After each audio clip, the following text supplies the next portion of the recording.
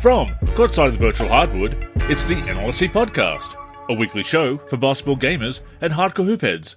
This is episode 598. I'm Andrew in our forum, Andrew NLSC on X and Blue Sky. I am joined as always by my co-host Derek, DP3 in the forum, and DP3G and DP384 on X. Derek, it's time to talk basketball gaming once again, a topic that we're kind of passionate about, so please, tip us off. Yeah, so this episode is centered around why we still play basketball video games. Next week's show, we'll be talking about basketball video game soundtracks, songs that we liked, songs that we just didn't think fit a basketball video game, etc. But Andrew, I just got done playing video games with my two brothers, and we played our WNBA fantasy draft season. We're 10 games into that. This is on NBA 2K26. And earlier in the day, I played a Legends game with one of my brothers, playing co-op again. And it got me thinking, I've been doing this for a long time. And the way I play is still very similar to the way I played for decades. And I find that fascinating. And a lot of people our age, a lot of adults, they get out of gaming for various reasons. They put video games down. Sometimes it's for reasons, they have a family and they don't have enough time. Sometimes life in general gets in the way. You start working more, right? You have more responsibility. You don't have as much freedom as you did when you were a kid. And, when responsibilities mount, you end up feeling mentally occupied and mentally stressed out more, and et cetera. And so there's various reasons why people stop. Other reasons would be pressure. It's like, I'm an adult. Should I really be playing video games? Should I be spending this much time on video games as an adult? There's still that stigma out there. Not Absolutely. As bad as it used to be, Andrew. Yes. But that's still out there. And I've even had people say things to me over the last, 5 years or so, like, you still play video games? Yeah. Yeah. I do. And yeah, so I wanted to talk about that on today's show. I love playing video games today as an adult. I love playing them as much as I did when I was a kid. And I do have more responsibility in life. I do have my full-time job. My girlfriend and whatnot. I love spending time with her. I have my two brothers, right? And obviously they're part of my responsibility in a way as well. And I maintain those relationships. And one part of the way I do that also is with video games. We have a lot of fun playing video games together. But, I was sitting there playing tonight and I was just having an absolute blast. And it just kind of made me smile because I'm like, you know what?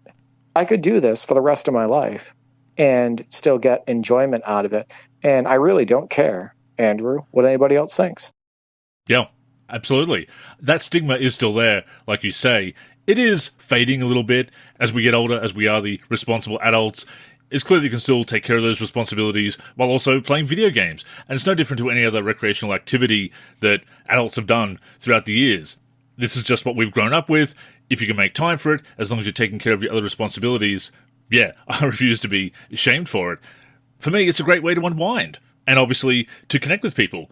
You and I on opposite sides of the world connecting to play. That is a really cool thing. So why would I feel ashamed of that? Why would I not want to do that in my spare time when I have the time to game? So yeah, I absolutely push back on that stigma as well. Fortunately, it is fading to some extent. As far as basketball games are concerned, for me, Derek, it maintains my love of the sport, my connection to the sport and my love of it, because, as we've discussed before, I'm not as keen on the current NBA as I was the NBA even 10 years ago or so. So, being able to play games, as we've covered on a previous show, I'm not really enjoying NBA 2K26 just yet anyway, but plenty of other games to play. Playing those games, hitting the virtual hardwood, allows me to connect with that love of basketball and continue to indulge that love of basketball. And of course, I play other genres as well. I love Fallout. I play GTA. I love retro gaming and other genres too, platformers, adventure games, etc. They all give me something. They all, like you said, they make you smile. They make you feel good. It's a fun recreational activity. So, yeah, absolutely no shame here. Yeah, and I find the stigma piece kind of amusing because I kind of got a coworker at one point to shut up when they tried to kind of, say, you're an adult, you're playing video games, really. This is a person that talked about binge watching shows on Netflix, right? Shows like Dexter and whatnot. And I stated, you're sitting there for hours on end or laying there hours on end watching a TV show. You're looking at the TV. I'm looking at a TV too, right? But I'm just doing it differently. And actually, while I'm doing this, I'm most of the time enjoying this time with my brothers, and it's interactive for me, right? And I'm using my brain in many different ways, playing these games. Not saying they're not using their brain watching their show, but you see how the stigma is silly, because what's the difference between them binge watching their Netflix shows and me playing a video game? Nothing. Right? Yeah. Nothing. Exactly. Except for the fact that, playing video games is considered or has been considered in the past as something that kids did or teenagers and whatnot. But I'm sorry, as a kid, you were watching TV as well. And now as an adult, you're watching TV. So how is it different? So for our listeners, if that ever comes into play in your life where you're sitting there and you're thinking, man, maybe I shouldn't be playing video games because I'm an adult. There might be a stigma around it. Or, maybe this person will think it's weird if I play video games, so I probably won't tell them. Or maybe you're on a date or something like that and you're afraid to bring it up. Just don't worry about stuff like that. Be yourself, number one. Number two, do what you want with your life. If you get enjoyment out of playing video games and you're not hurting anybody, if you want to jump on the virtual hardwood and, play My Career or, play against the CPU or, play against a sibling or a friend or jump online and play with random people, all that stuff. And that engages your brain and it's fun for you and you have a good time and it's a good escape, etc. Go for it. Do not let those attitudes and mindsets win. I also want to point out a couple other bonuses with playing video games, especially like sports games and whatnot. The competition aspect, it gets your adrenaline going and whatnot. If I'm playing against the CPU and it's a close game, sometimes my heart rate goes up, right? If I'm playing against my brothers, we take friendly jabs at each other at times and it can get pretty serious. And at the same time, it's great because we're having true competition, not like real life basketball, but, a lot of the same emotions come into play there. The other piece is teamwork, right? We play a ton of co-op. How much co-op have you and I played over the last 5 or 6 years? Tons, hours. A lot of co-op. Yeah, countless hours of co-op on different games. It allows you to work together. It allows you to problem solve. It allows you to work together towards a common goal. It's allowed you to have a shared experience, and it allows you to create memories that you'll never forget. You will never forget the Michael Finley game winner I hit on you from past half court. How could I? On NBA Live 10. And without that shared experience, we never would have had that if we had dropped video games just because we're adults. That never would have happened. So those are two major bonuses. It's the competition piece and the teamwork piece, and I think you would agree. Yeah, it's that white-knuckle gaming, gripping the controller, leaning forward in your chair. A couple of our NBA 2K9 association games have been like that. I'm sure you felt the same, just leaning forward in the chair. We've got to get this win. We've got to make it work in crunch time, and those wins have been very satisfying. And you do have that teamwork. You have that sense of competition. No, it doesn't compare to real basketball totally, but you still get some of the same emotions, like you said. And to your point about dating and so forth, look, this is not a dating advice podcast, although it could be. No, it won't actually become that. But to your point, if somebody doesn't want to be with you because of a hobby, a harmless hobby like gaming, and we're not talking about people who just refuse to work, just bludging around, gaming all day, every day, not taking care of responsibilities. We're not talking about that. We're talking about healthy hobbies like we do. you don't want to be with that person. You don't want to date people or even just be friends with people who are going to shame you and bring you down for your hobbies. For me, it's kind of the same with professional wrestling. Still watching professional wrestling in my 40s. Yes, I do in the realities of professional wrestling, such as it is. I still go to my local indie shows. Of course, you defer to the kids. A lot of the stuff is aimed at the kids. You don't want to be yelling out smart stuff. You don't want to be trying to ruin the show, things like that. But you go and you enjoy the performance. You enjoy the soap opera of it. There's a lot of people who watch soap operas or reality TV who look down on pro wrestling fans, but we all have our guilty pleasures, our escapism. Gaming is just another form of escapism. How to unwind at the end of a tough day, or even just top off a great day with a fun session on the sticks. So yeah, don't let anybody shame you. Push back on that stigma. Absolutely. And I'm lucky. My girlfriend, she plays the games with me. Oftentimes she'll play Nickelodeon kart racers with me. We play Mario Kart games. She played a game of Street Volume 2 the other day. She actually liked NBA Jam on Fire Edition as well. So I'm fortunate in that way as well. But yeah, if you can share it with your significant other, that's also a great thing. What about Garfield Kart? New Garfield Kart game coming? Yeah, we have played that. It's not our preferred kart racing game. I know that shocks you. But, we will be checking out Garfield Kart Racing 2 when that comes out. I do also want to point out that, yeah, it's helped us stay connected with the game. It also helped us when we were younger learn about the game of basketball. My first basketball game ever was Double Dribble. Obviously, that wasn't an interactive almanac, Andrew. There was only a few teams. Everybody was bald. There were no real players, right? So, that wasn't something that we could really learn from.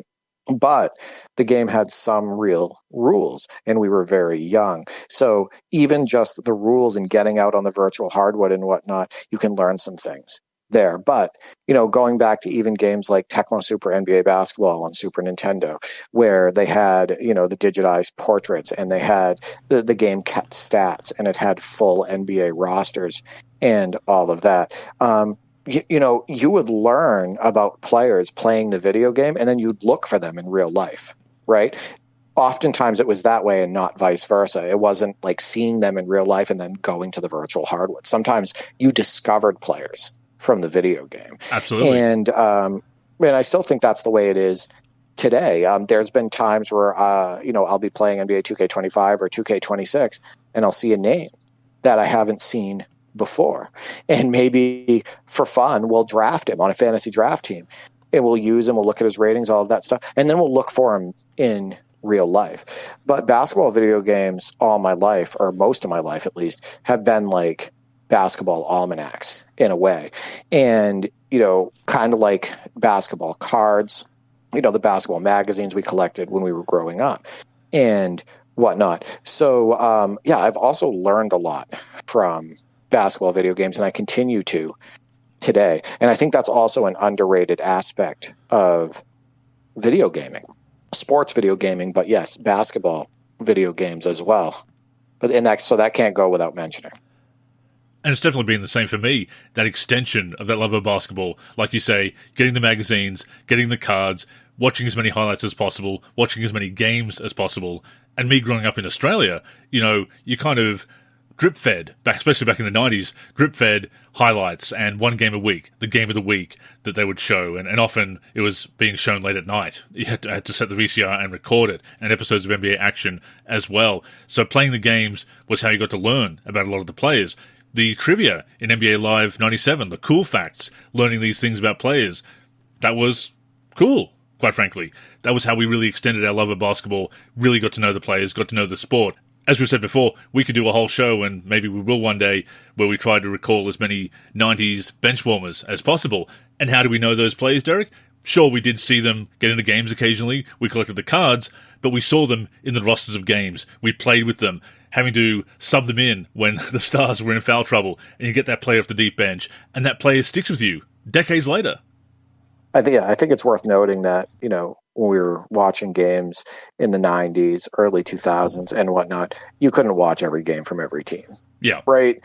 You'd have your national televised games, which we used to get so hyped for, Andrew. right? But then, for me, we had our local team games, which was the Boston Celtics. So, there are certain teams that we would only see twice a year, right? 2 or 3 times a year and whatnot. So video games kind of let us see those teams and players more. But when, we would watch our local broadcast when the Celtics would be playing, say, like the Washington Bullets or something like that, you would look for the players that you saw on that roster in the video game, and it would add to that experience. It would add to that real life watching experience, watching the real Boston Celtics play that Washington Bullets team. So yeah, super underrated aspect to basketball video games. I also want to point out that this is going to be a shorter show this week, and the main reason why it's shorter is my fault, Andrew, because we were playing basketball video games and having an absolute blast. We won all 3 games that we played today. It was me and my 2 brothers, and just countless laughs to go along with that. Just strategy, right? Trying to pick apart, the opponents, finding out the ways to attack them, trying to keep everybody involved, all of that stuff. And we ended up playing games for hours. And this is 3 adults sitting in a room playing NBA 2K26 with our Xbox wireless controllers on our PC on a 50-inch TV. And I just think it's special. I think those times are special, and I would never give them up for the world. The other aspect of this is just the laughs, the kind of like the emotional release. I think you would agree. So you have obviously the tense moments, like you said, like on the edge of your seat, and maybe you're in a close game, and we've had several in that 2K9 season, right? And you're like, man, we gotta get this win and whatnot, and it's tense. But then, a lot of it is just laughing and smiling and, coming up with jokes. We've talked about nicknames that we've made for players based on basketball video games, right? Stuff like that. And you call them those names for years. But those laughs, like the laughs that we had tonight playing NBA 2K26 WNBA, I wouldn't trade those for the world. And I'll tell you what, if we were spending that time, somewhere else, or we were watching a show or something like that, we wouldn't have been able to feel all of those emotions that we felt tonight playing those games. So that emotional aspect, that release aspect, that is super underrated. Agreed. Also, a catharsis factor. You watch a real game, you see your team get beaten, you see a player you don't like destroy your team.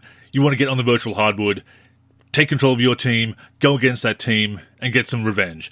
Does it mean anything in real life? Obviously not. It doesn't change that result, but it still gives you that emotional release, that catharsis that you've taken it to them on the virtual hardwood, you've beaten them, you've locked them down, you've dropped 60 points on them instead.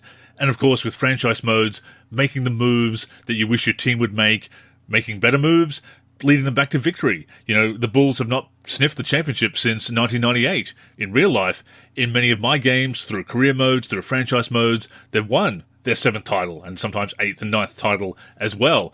And of course, that doesn't mean as much as if the real Bulls get back to the promised land and win their 7th title and more. That's what I love to see in real life.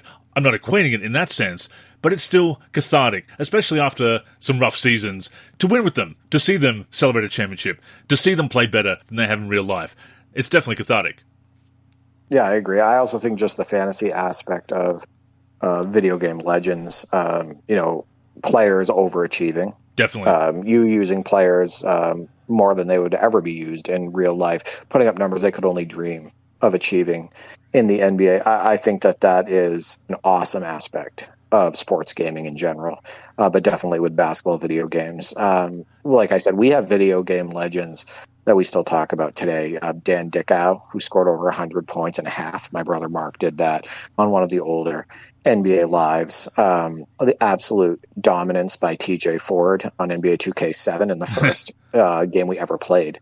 On that one, I think my brother Mark scored about 60 with him.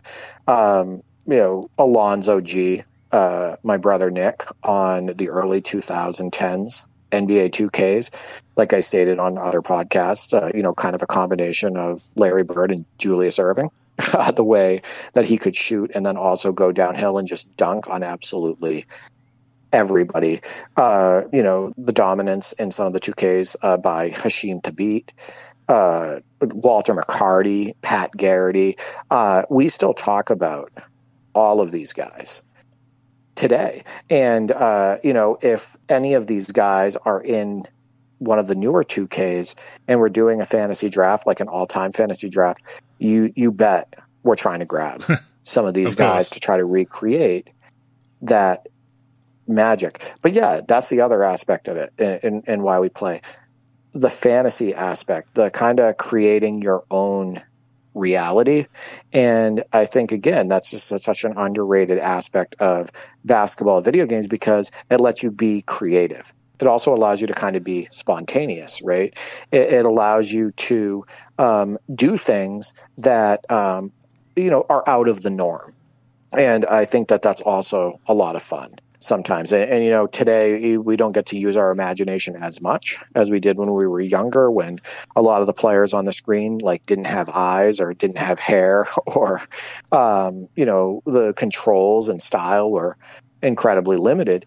And the presentation was weaker as well way back then. But you can still get immersed in those ways today. I love that you brought up imagination because that was such a big part of basketball gaming back in the day. And as much as I appreciate the cinematic aspects of my career stories, the better ones anyway, there's been some ones that are kind of pedestrian, kind of bad, really. But we don't have that now. We're not using our imaginations as much.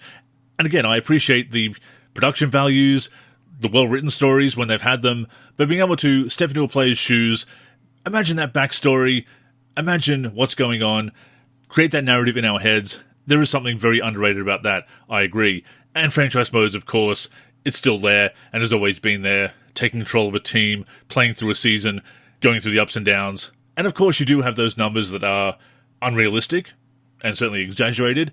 But I will say that there is a kind of realism to that, because we've seen a bunch of players over the years, Derek, go off for 50 points or whatever, unexpectedly. Willie Burton in the mid-90s going off for 53, I think, very randomly playing with the Heat, if I recall correctly. Tony Delk. Great example. Andre Miller. Yeah, just these players having big games that you wouldn't expect. And some of these role players have higher career highs than all-time greats. And that's just the way it goes sometimes. So yes, Dan Dickau scoring over 100 points isn't entirely realistic, numerically speaking, but the idea of a player going off and having a big night like that, it happens. So in a weird way, it is one of those realistic things that happens in video games while also being out there and fantastic and so forth. I love that aspect of basketball games. When I was playing my 1998 season in NBA Live 96 using my roster update, I was trying to imitate the season to a certain extent. I even lost the first game intentionally because the Bulls did lose their opening game against the Celtics that year, and I did actually edit the schedule to replace the Hornets game with a Celtics game in that 98 roster. So I was trying to imitate real life, and I was making real trades, and because you could manage all of the teams, I was also changing the lineups, taking plays out, and had Scottie Pippen miss 30 games to begin the season. So I was letting real life dictate what was going on that season to some extent. And that was fun to do that. But at the same time, I was still making my own reality. I had MJ score over 100 points in one of the games. Was certainly going on some big winning streaks that they didn't in the 98 season, although they did end up going 62-20, tied for the Jazz with the best record in the league, despite that slow start, and despite Scottie Pippen missing over 30 games. Just want to put that out there. But yeah, that was mixing reality and fantasy, and that was a blast. Unfortunately, I didn't finish that season. I reflected on that in last week's Way Back Wednesday, actually. Lost that save, probably when the family desktop crashed in the late 90s there, and lost the save and lost the backup, unfortunately. Wish I still had it. Wouldn't mind running it back, actually, in Live 96, being so attached to retro gaming as I am these days. But yeah, that mix of fantasy and reality can be a blast. And of course, I was imagining things, and I was writing recaps for my site, the NBA Live domain, that I was running on Geocities back at the time. So, imagination, very underrated. Yeah, the escape from reality is often needed. And my brother just had 38 points and 45 rebounds with Brittany Griner in a game tonight, and we were laughing about it, right? it was funny. He also had 9 blocks with her, and we're playing on Superstar. And I thought that was just one of those instances where you just got to let it happen, right? I mean, it's unrealistic beyond any means, but it's still fun, and we had a good laugh about it. But I want to point out, too, that sharing that aspect of it, obviously I've been able to share these experiences with my brothers all my life. Right, we're all really close in age. As long as I've been playing video games, they have as well. And this goes back to playing Tecmo Super NBA basketball together, the mid '90s NBA Lives, the early 2000s NBA Lives, NBA 2Ks, NBA in the Zone, NBA Shootout, NBA Inside Drive, just all the different titles. Right, all of these years.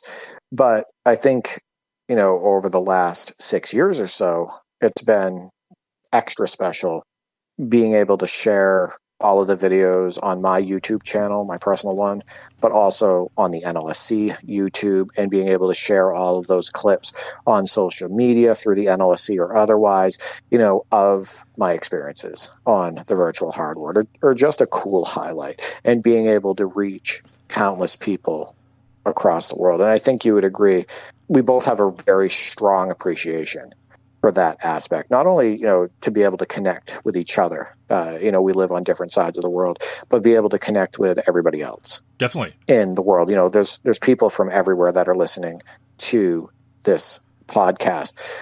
Just the reach today is so much more than it was when we were younger, and I feel like we're both taking full advantage of that. I want to share these great highlights with people. I want to take in their highlights for the NLSC Top 10 Plays of the Week. It allows us to have shared experiences with people from all different cultures, all different backgrounds, etc. And I love that aspect of it. I also want to point out that I've been modding basketball video games technically since NBA Live 98. I took a long break, but at that time I was using the tools and, putting in things like portraits, etc., editing courts back then for NBA Live 98.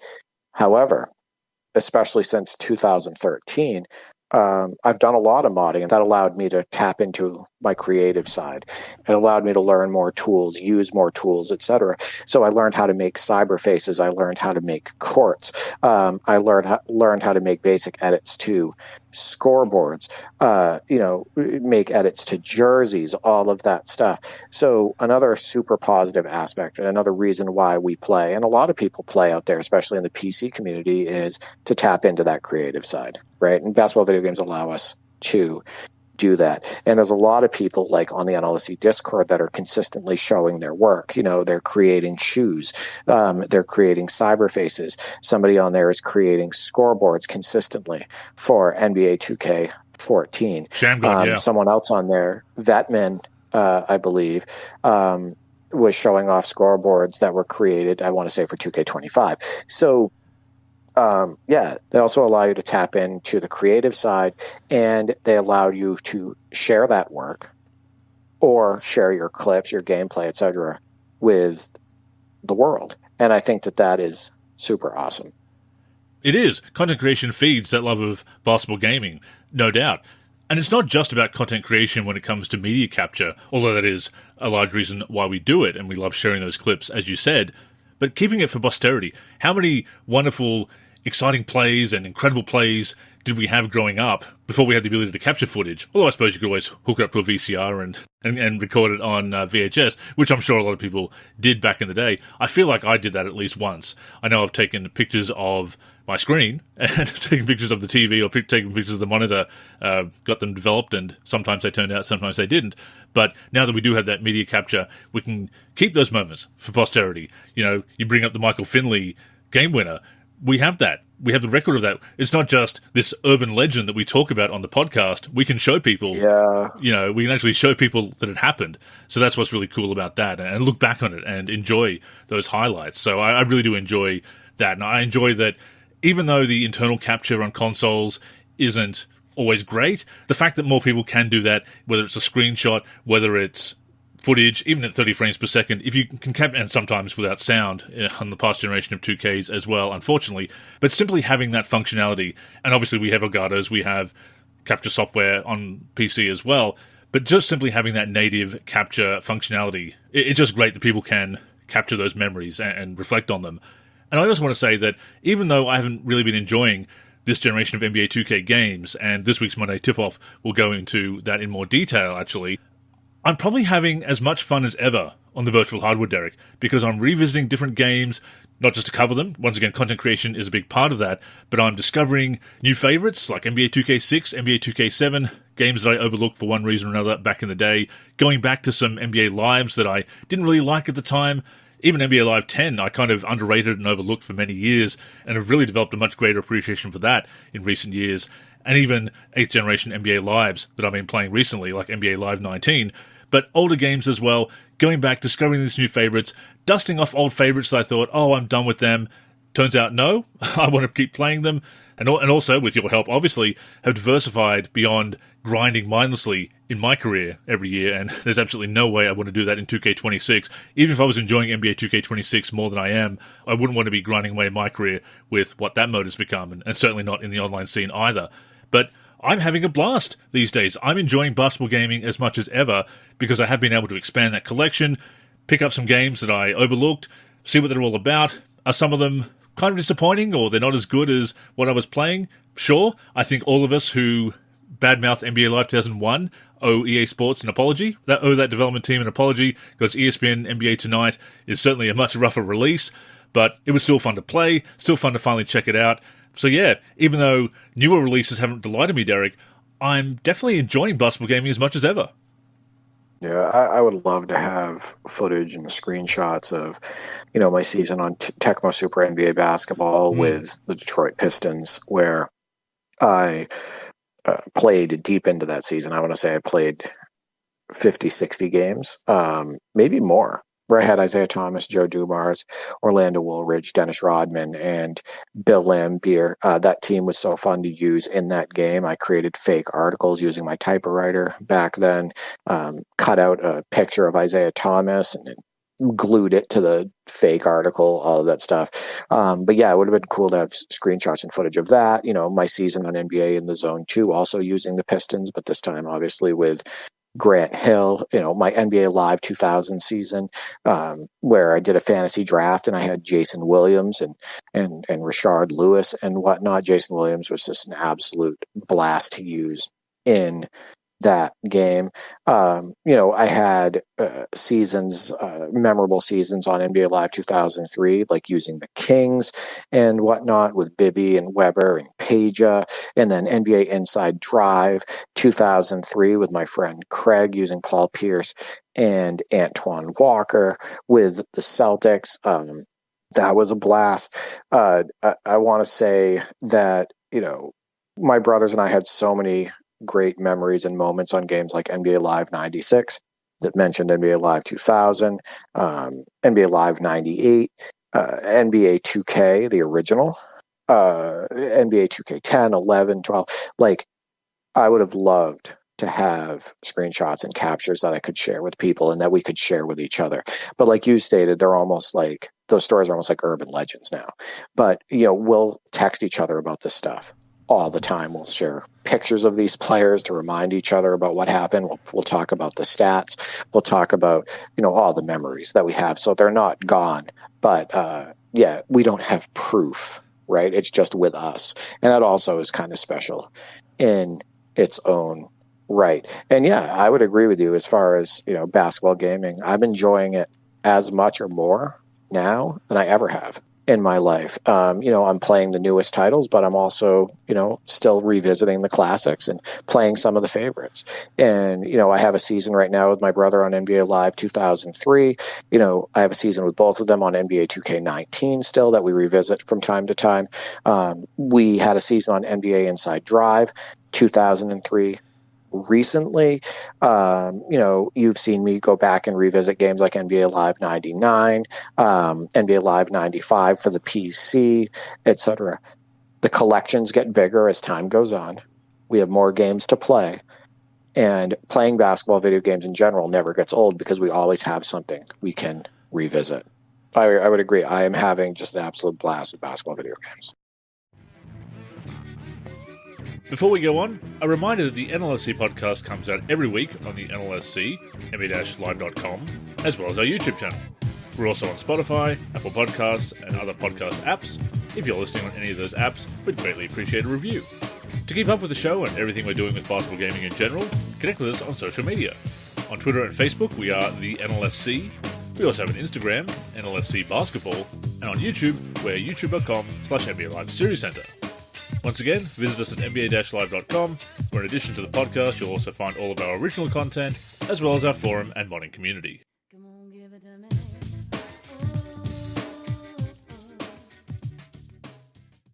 And discovering new old favourites, that's been the best part of my retro kicks in recent years. As I said, NBA 2K9 is obviously the example that comes to mind these days because I'm enjoying that so much, playing that with you. I was playing that solo as well for a little while there, leading up to doing a retrospective for Way Back Wednesday, of course.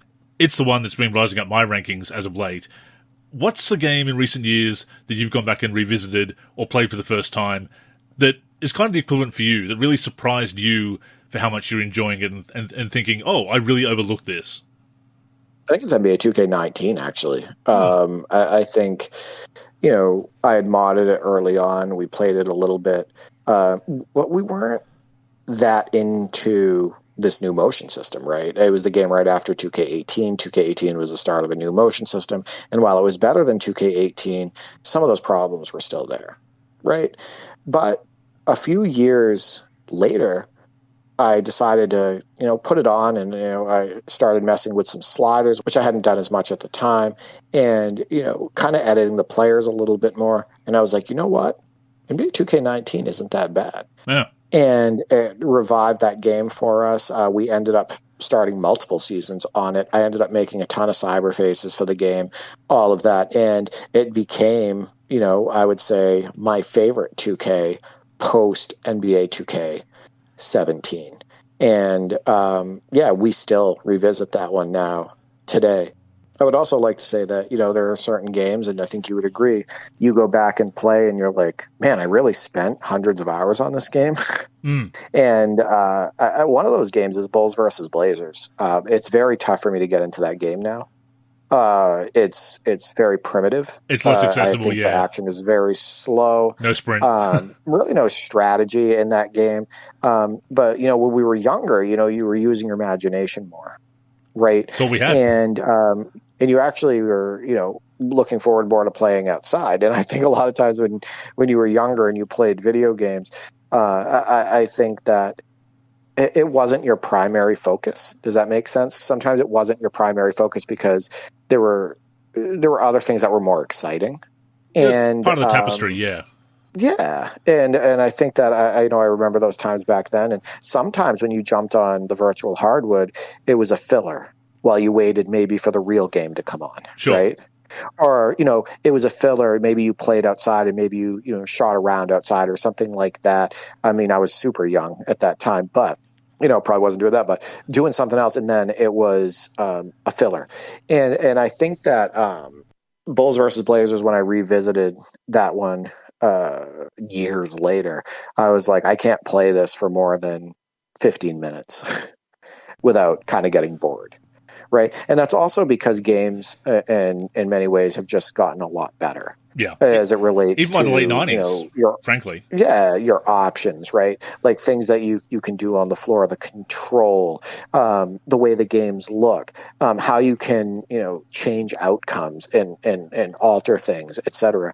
And I think that that's something that you actually brought up at one point too, is, you revisited one of your classics and you were like, this game is rough. Like this is a game that I can't see myself spending a ton of time on. And there's actually another game that like that before we close the show that I wanted to bring up. NBA in the Zone 2. I think NBA in the Zone 2 is pretty solid from an animation perspective. I spent a ton of time on that game when I was younger. But you go back and play it, and you see that that's not a game that you can play 12-minute quarters on. Nah, too repetitive. That's a game that you might not be able to play 6-minute quarters on and get through an entire season because of the way the action flows, because of the way the controls are, because of the limitations. And I think that it's a game that's good for maybe a quick revisit. Maybe you play a quick exhibition game, but not something that I could spend a ton of time for. Now, on the contrary, you go back and you play a game, I think that's, around the same time, obviously a few years later, but, you look at NBA Live 2000 for the PC, I think there's enough bones there where I could play longer, Definitely. Right? Play maybe a season, maybe not 12-minute quarters, but I could get through a season solo against the computer on that game. But in co-op, I could do 12-minute quarters and probably get through an entire season. In fact, we're 60 games into a season right now on the PC version of NBA Live 2000. So, it is funny how that works. There's certain basketball games where you feel like, I can sink a ton of time into this, even today. And then there's ones that it's like, I sunk a lot of time into this basketball game back then, but I could never do that now. Oh yeah, as much as we advocate for retro gaming, there are titles, generations that are tougher to go back to. And look, when I cover them in Way Back Wednesday, or we talk about them here on the podcast, I always want to put them in historical context. Of course, I want to comment on how well they hold up, but I ultimately want to judge them based on what was possible at the time. So historical context is always important when doing retrospectives, and I wrote about lackluster video game retrospectives in a recent Monday tip-off, where sometimes when I've been researching games for my retrospectives, I've seen other people's retrospectives and thought, you just haven't put any thought into this. You haven't really talked about historical context. You haven't really bothered to consider what was a big jump at the time. That being said, anything before Live 95, when it comes to sim games, for me, is very tough to go back to and play consistently. Like you say, they're fun for a once-off here and there, but unlike NBA Jam, which holds up really well, the original NBA Jam, those sim games definitely show their age. No sprint control, too many charging calls, too slow, just the pace doesn't feel right, the collisions, too primitive. It's tough to go back to a certain point. Live 95 is kind of the cutoff for me as far as the 5-on-5 sim games are concerned. I also want to say that revisiting these games from the past generation or a couple of generations back and playing them in different ways, playing some exhibition games with classic teams or the teams of the time that are now classic, what was then the contemporary teams that are now retro and nostalgic in their own right, that's been a blast. Playing seasons, playing franchise modes again, now that I'm not on the grind and just mindlessly grinding up a My Player to play online and to get through another rookie season, once again with a My Player, starting over from scratch each and every year, going back to games like 2K19 that I was playing my career. And I loved my career in NBA 2K19, actually got to the Hall of Fame for the first time, really enjoyed that, and even online wasn't too bad that year either. But going back and playing a game like 2K19 and 2K17 that I was playing a lot of my career in, and playing traditional 5-on-5 gameplay, not player-locked gameplay with NBA teams and classic teams, has been so rewarding. And yes, I am still playing the career modes and the Streets World Tour in NBA Live 19. I've been sending you some highlights playing with Stretch. He's on my squad, so that's fun at the moment. But changing it up, playing a bit of my career or the one, playing franchise, association, some fun exhibitions, varying up what I'm playing has been so rewarding. So once again, having a blast right now, enjoying basketball gaming as much as ever.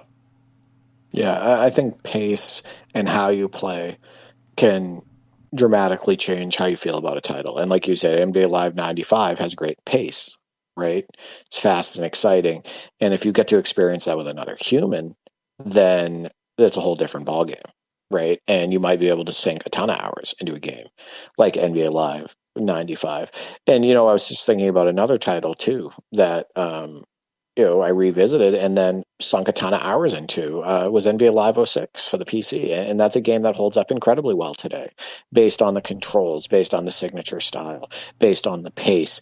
That's a game you could get through a season on, Andrew. And I know that you've already I still want to mod it, actually. I still want to make some mods for that game. That game, yeah, that's a great one to revisit and maybe sink a bunch of time into it. I know people like VF Baller have gone back and played the college basketball games from that time frame and some of the NBA games as well. In fact, he had a highlight in the top 10 at one point, I want to say, from NBA Live 06. So very cool when I see the community also doing this as well. And I also want to point out another cool aspect is when you play a new game and it has classic content, or you're able to mod that classic content in.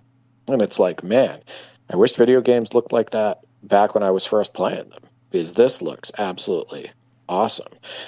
You play a game like NBA 2K19 with still those retro single season mods, and you're playing like an 85, 86 season, and, all the players have accurate cyber faces and the courts look amazing, and they get up to the line and you can see all the details, and it's like, damn, like this looks like a game, made today with just all the new tech, but it's representing a time when none of this tech was available, right? And representing a season in the mid 80s. And I think that's another aspect of basketball gaming that I absolutely love. It's, experiencing legends, experiencing different time periods, classic teams, players, etc. With the new tech and, with the new animations and, animation packages that are tailored to them and all of that. I mean, that's awesome. And that never gets old for us. And it's one of the exciting things about getting a new 2K or new basketball video game in general, each year, is the fact that, we get to go in and look to see if there's any new faces. We get to see, how those players move on the floor. And, sometimes they're not accurate, but at the same time, it's damn cool that they're in the game and we get to see that. It's that fusion of the old and the new. It's why I love seeing new rosters put into old games, old rosters put into newer games. Yeah, absolutely love it. And I guess my final point here is that you can hear the enthusiasm that we've been talking about basketball gaming. Even though we've been playing it for decades, we've done hundreds of podcasts together, Derek. It doesn't get old playing games, talking about games. We love basketball gaming. We love gaming in general. To reiterate an earlier point, why would you feel shame about that? Why would you feel shame about something so joyful, such a joyful hobby? So, yeah, you talk about playing basketball games as long as we possibly can. I'm right there with you. Or games in general, as long as we possibly can. It does feel like it's going to be a lifelong hobby. It's what we grew up with. There's absolutely nothing wrong with playing games as long as you're taking care of your responsibilities. So never feel ashamed of that, people. Enjoy basketball games. Enjoy video games in general. We'll be right there with you. Yeah, exactly. Like I said earlier, don't let anybody tell you what you should or shouldn't be doing. As long as you enjoy it, as long as you're not hurting anybody, continue with your passions. If you really enjoy playing basketball video games, throw a game on. If you enjoy playing basketball in real life, I've talked about this before. There's this guy who's in his 80s who plays 3-on-3 3 times a week at my local gym. He's continuing that passion. Right. He's funny. He's in his 80s and he has a ball that says The Rock on it. And, he's got his basketball shoes, his basketball gear, and the dude's a baller. Right. And that's inspiring to me. So whether it be real sports, whether it be basketball video games, whether it be another hobby, it doesn't matter what it is, another passion.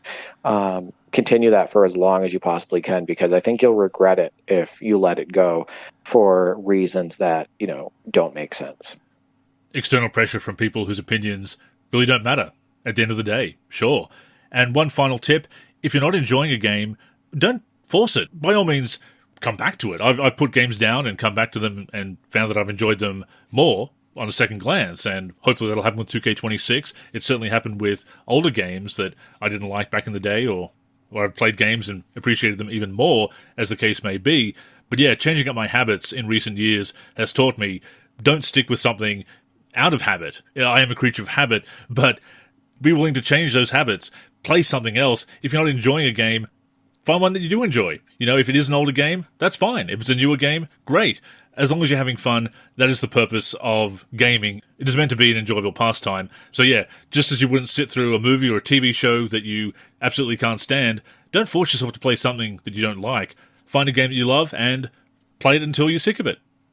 Yeah, and it's okay to take a break. Set it down, go for a walk. Do something different. It is okay to take a break if you get frustrated or you find yourself not having fun. But yeah, we wanted to talk about that this week. It popped into my brain because, like I stated, I had so much fun playing basketball video games with my 2 brothers tonight. And I was just thinking about how long that we've been doing this and how it never gets old. And it's something that we look forward to every single week. So I hope that, our listeners, enjoyed the show, and I hope that they're getting as much enjoyment out of basketball video games as we are. And it's funny because we did anticipate this being a shorter show this week, but we get on here to talk about basketball gaming, and our passion just takes over, and it's basically the length of a usual show, a usual episode. So, once again, you can tell how passionate we are about this. Yeah, I'll be a little bit tired at work tomorrow, but it was worth it. So stay tuned for more basketball gaming talk, but in the meantime, that has brought us to the end of this week's show. As always, thank you for tuning in, and please join us again next week, and every week, on the NLSC, nb-live.com, our YouTube channel, or wherever you listen to podcasts. In the meantime, make sure you're following us on social media. That's where you can get in touch with us, and of course, stay up to date with all of our content. So Derek, go ahead and plug the handles. You can reach me on X, formerly known as Twitter, at D for3G and at D for384. I'm also on YouTube, D for 3, and on the NLSC, D for 3. As for me, I'm Andrew in the forum, and Andrew NLSC on X and Blue Sky. The NLSC is on X, Facebook, and Blue Sky at the NLSC. We're also NLSC Basketball on Instagram and Threads. We're on YouTube at NBA Live Series Center. And of course, keep it locked to the NLSC itself, nb-live.com, for everything we do for basketball video games. So, thank you once again for tuning in, and until next time, I'm Andrew. And I'm Derek. Go get buckets, everyone.